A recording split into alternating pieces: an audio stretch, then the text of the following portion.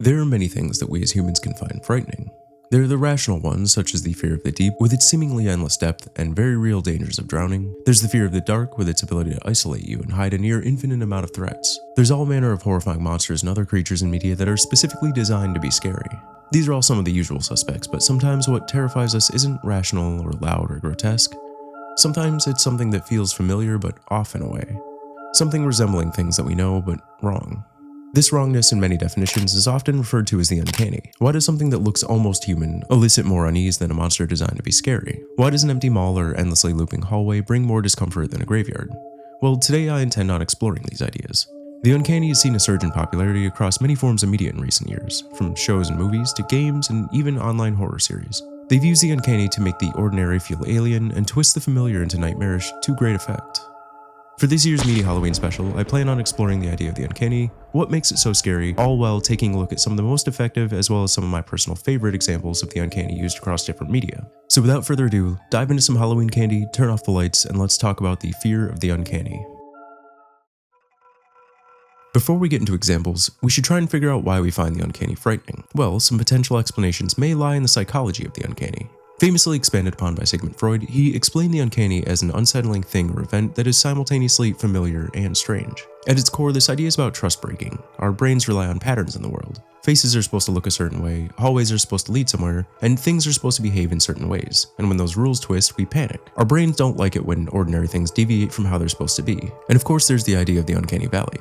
As shown in this graph, we tend to have a positive response to human-like things up to a certain point where it dips, which is when we're creeped out or even repulsed by things that are close to resembling human but not quite. In essence, it's close enough to trigger recognition in our brains but just different enough to feel wrong. There may also be a biological reason why the uncanny unnerves us so deeply. The fear of the uncanny could be a result of a survival mechanism, our instincts telling us that something is a threat because of the way it looks or moves. In short, humans are wired to notice when things are off. Some believe that the fear of the uncanny was a result of a pathogen avoidance response, where our brains help us to identify those that are diseased or dead.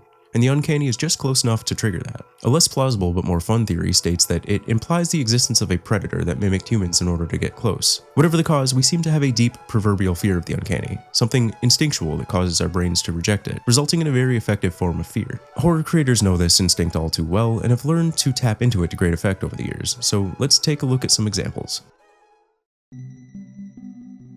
Let's start off with something light that illustrates these ideas.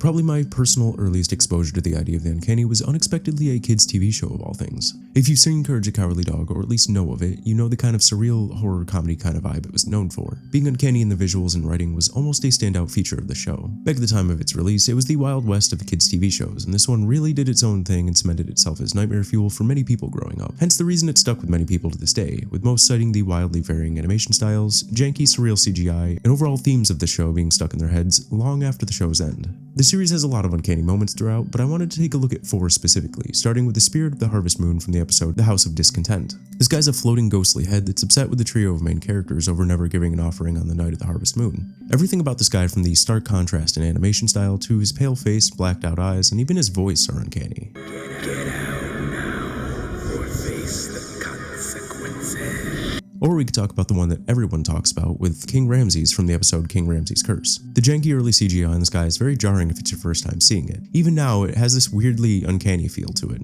It's human-like in design, but just off enough to be uncomfortable. I love it. Don't worry though, he just wants you to return the slab. Speaking of janky CGI, there's this horrifying abomination. This was a creature seen in A Nightmare by Courage in the series finale Perfect.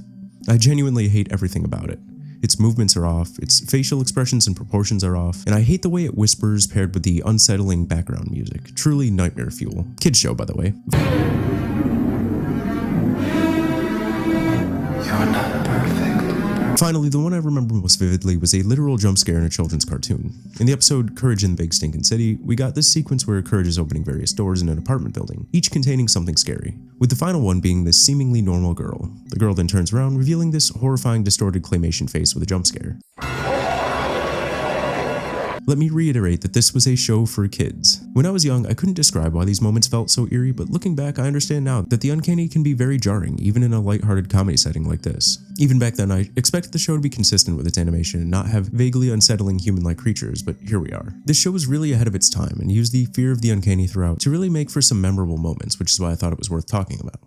That's cool and all, but I don't think I can make a video on the Uncanny without talking about this absolute gem. Few examples are as iconic and effective as PT. The playable teaser we got from this madman years ago is still one of the best use cases of uncanny horror to this day. It's the Silent Hill game that we never got. Silent Hill as a series has had a long history of using the uncanny in its world and creature design. The Otherworld, for example, is a nightmarish, distorted version of reality, and the creatures such as the mannequins, nurses, and lying figures from Silent Hill 2 are perfect examples of using the uncanny to make terrifying creatures.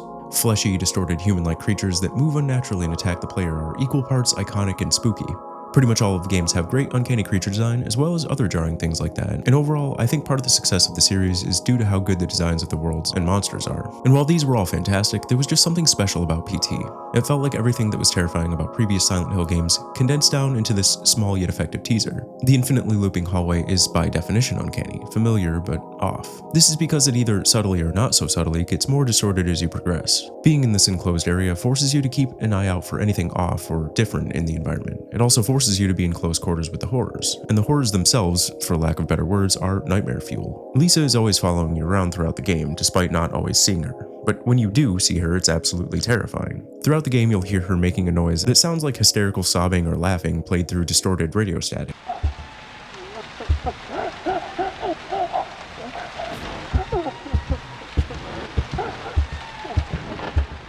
Which is extremely uncanny itself, but paired with her sudden violent twitchy movements and her tendency to watch you from just out of line of sight is incredibly unsettling. The whole thing feels like it took all of the good parts from Silent Hill The Room, dialed them up to 11, with just a splash more uncanniness of the previous games to really terrify the audience. To this day, it's a shame that we never got this game, but the short teaser that we did get continues to spark discussions to this day just because of how well done it was. I'm gonna break character here for a minute and say that these upcoming sections are most of the reason I wanted to make this video. While I think the uncanny has been used very effectively in games and other media, I think it's really taken off in online formats such as creepypastas, analog horror, etc. These have interested me for a while, but I've never really had a good video to talk about it in. But because of how frequently the uncanny is used in many of these kinds of popular works, this one seems like a good time. So to start off, let's talk about one of the earliest examples, way back in 2009 with the YouTube series Marble Hornets, which was arguably one of the first analog horror series on YouTube. It was a found footage style of video following the Slenderman creepypasta. Slenderman himself is very uncanny in design, being an unnaturally tall and thin humanoid faceless entity that silently stalks people from a distance and distorts video footage of himself is very jarring. The original art made for the creature painted him in the backgrounds of photos which almost looked passable for the time. The Marble Hornet series was a great adaptation of this original idea. The series was essentially a found footage movie of Slenderman stalking the protagonist through various settings, such as abandoned buildings, wooded areas, and even his own home. It had this realistic, grounded feel to it and was a very effective early example of uncanny horror and laid a lot of the groundwork for future works. Much later on in 2018, we would get stuff in a similar vein to the original Slenderman images with the various cryptids depicted in the art of Trevor Henderson, who's most known for being the creator of Siren Head. Many of these creatures feature the usual uncanny features such as stretched limbs or unnatural expressions. Some of my personal favorites are the man with the upside down face, woman on the train, and of course Siren Head himself. However, creatures aren't the only thing that the uncanny can be used for. In some cases that applies to places too. Around this same time in 2019, we got the first description of the backrooms, with this accompanying image in the now famous post on 4chan's paranormal board. The thread asked users to post disquieting images that just feel off, which certainly seems to match up with the definition of uncanny to me. Many would attribute this image to the start of the internet's fascination with liminal spaces, which their standout feature is being uncanny, places that are familiar but uncomfortable due to being empty. Eventually, the backrooms would be adapted into an entire YouTube series by Kane Pixels, fleshing out the lore and adding creatures to the area. This launched the idea of the backrooms into mainstream popularity and is actually slated to get a full-length movie next year produced by A24 and Kane Pixels. In 2021, we got one of the most effective uses of the uncanny in the online horror space with the Mandela Catalog. The series takes place in the fictional Mandela County in the fictional state of Wisconsin. The world of the Mandela Catalog is populated by beings called alternates. Alternates are humanoid shape-shifting creatures which seek out people to kill and assume their identities, eventually trying to replace them. There are several types of alternates in the series that range from the doppelgangers, which are near-perfect copies of humans, to the flawed ones with wildly off or biologically impossible physical characteristics. The designs of the alternates are peak uncanny horror, and what I think of when I think of the Uncanny Valley. They include such things as extremely exaggerated or entirely missing features, impossibly long limbs, upside-down anatomy, etc. The way they talk to their victims through distorted speech, afflicting them with metaphysical awareness disorder, leading the victims to end their lives is terrifying. I think the main standout feature of analog horror series like these that just makes them work so well is the use of old styles of media such as public service announcements, national warning systems, news broadcasts, and VHS footage, but distorted with audio and visual glitches. Taking these things that we're familiar with and that we trust and twisting them into something horrific is very effective both in terms of overall feeling and from a storytelling perspective. While this is far from the only example of these ideas being applied, I would say that it's one of the best examples of online horror that taps into the fear of the uncanny that I've ever seen. The final example I wanted to briefly talk about came out in 2022. We got a full-length movie that channeled these same analog horror ideas and ran with them, which ended up being one of the most polarizing horror movies to date. Some claim it to be boring and confusing, while others state that it's pure nightmare fuel, deserving of a cult classic status. The plot, if you could call it that, follows two siblings, Kevin and Kaylee, who awaken in their house in the middle of the night. They find that their father is gone and the windows and doors in the house are disappearing, as well as other mysterious things happening, such as chairs and other objects being suspended to the ceiling and disembodied voices calling out to them from the darkness. The whole story is set within the familiar rooms of their house, but twisted and distorted into this confusing, surreal nightmare by a malevolent entity that inhabits the house. The entity proceeds to torment the children by doing a range of things from creating the visage of their parents just to make them vanish with this awful bone-crunching noise,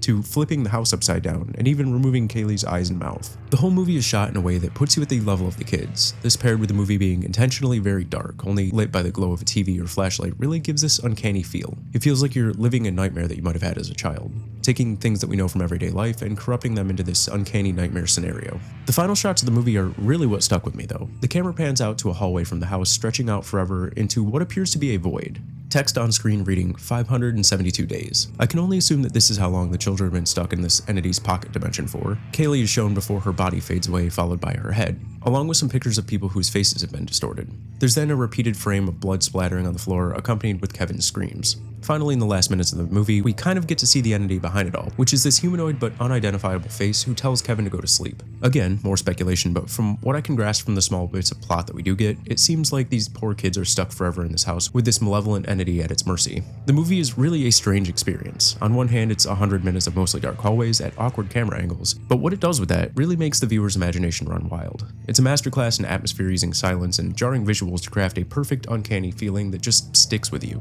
We're given next to nothing in terms of plot, but in my opinion it has some of the most chilling vibes of any movie I've ever seen. It's not going to be everyone's cup of tea for sure, however I personally believe it to be one of the best pieces of uncanny horror media out there. Looking back on these works, it's clear that the uncanny isn't just an aesthetic or horror trope. It's also an emotion, one that sits between familiarity and fear. It's the jarring disconnect when our brains tell us we know this thing, but something is wrong about it. Regardless of the medium, the uncanny works because it taps into a deep, primal uncertainty. It reminds us that reality is fragile and that comfort can become terror with the smallest shift in detail. It's not the horror of what's unknown, it's the horror of what's almost known. It preys on our pattern-seeking brains, on instincts that evolve to keep us alive. When something looks human but moves wrong, when a familiar place feels subtly off, our mind panics not because we don't understand, but because we almost do. And maybe that's the scariest part of it all, not the monster lurking in the dark, but the one standing right in front of us, wearing a face that we recognize. Thank you all so much for watching. Roll the special Halloween outro. Ooh, Meaty here, in the meat. If you've made it until now, I just wanted to say thank you. It really means the most to me. Remember to hit the like and subscribe buttons if you enjoyed it and haven't yet done so, as it really helps me out and I'd appreciate it a ton. Comments are also appreciated.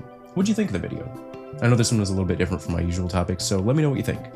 Again, I really appreciate you sticking around until the end while I do something a little different. If you want to see more of my content, I'll have playlists in the end cards, as well as linked in the description right above my socials if you want to follow me on any of that. Twitter, Discord, etc. If you're in the mood for more spooky stuff, I have playlists of other spooky kinds of videos, including Halloween videos from previous years, as well as other horror-related content I've done. There's also other unrelated things, like video essays, game reviews, whatnot. If you really like my content, you want to support me in what I do here, there's a Patreon link too, where you can get your name in the credits, as well as early access to videos and periodic input on video ideas, but no pressure, I'm just glad you watched this video. Speaking of patrons, a huge thank you to NDH for your support. You help me continue to make these silly videos, and I appreciate that a lot. Thank you all once again for joining me this Halloween season and watching my silly video. I hope you all have a fun and spooky Halloween, and I will see you next time.